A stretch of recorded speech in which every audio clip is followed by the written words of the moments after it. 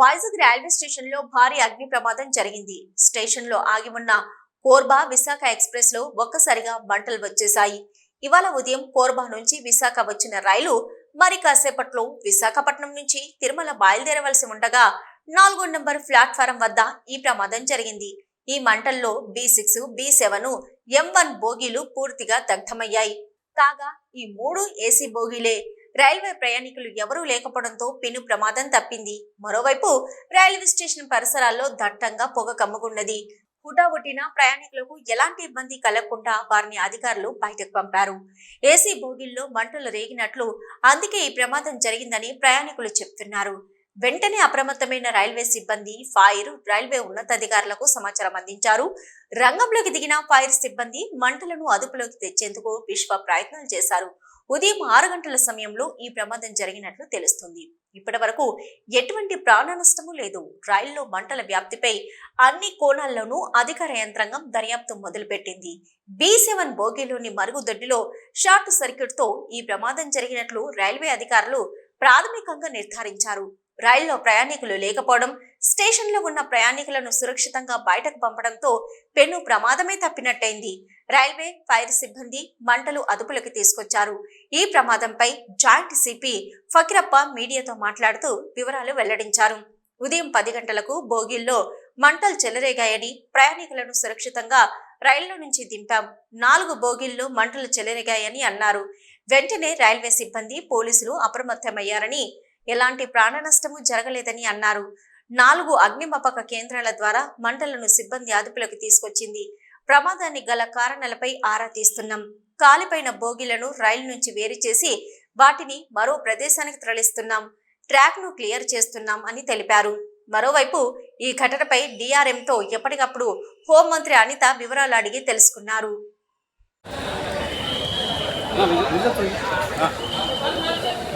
రెండు నిమిషాలు మీకు విజువల్ చేస్తున్నాను.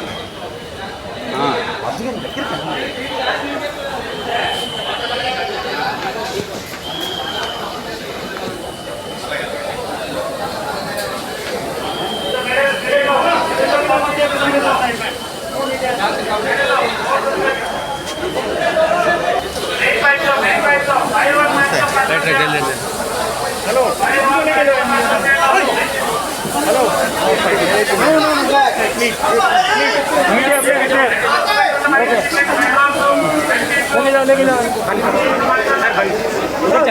आपको कितनी बार बोल अभी इसको मीडिया ना मीडिया ठीक है प्लीज हाँ देखो आप लोग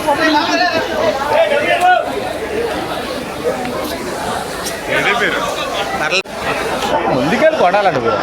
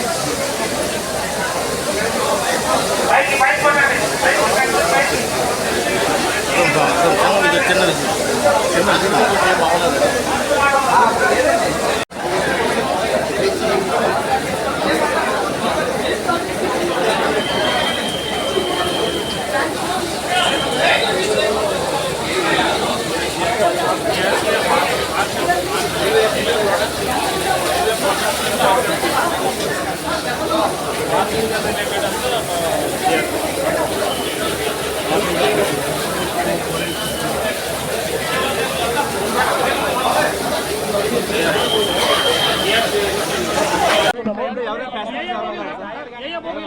4 బోగిలు ఏసీ బోగిలే, కోర్బా ఎక్స్ప్రెస్ బోగిలు. ఎటువంటి ప్రాణ నష్టం లేదు. ప్రయాణికులందరినీ సేఫ్గా కింద దించడం జరిగింది. అందరు కూడా సేఫ్గా ఉన్నారు. 4 బోగిలకు మంటలు వ్యాపించినాయి. కొంచెం ఎక్కువ ఈ బెడ్ షీట్లు, పైన ఉన్న థర్మోకోలు, తర్వాత ఈ ఏసీ సిస్టము అవి మాత్రమే కాలిపోయినాయి తప్ప ఎటువంటి ప్రాణ నష్టం లేదు. ప్రమాదం జరిగినప్పుడు కొంతమంది దిగినారు, కొంతమంది ఎక్కుతున్నారు. ఇది ఆగి ఉన్న రైలు కాబట్టి 10 గంటల సమయానికి ఈ ప్రమాదం జరిగింది.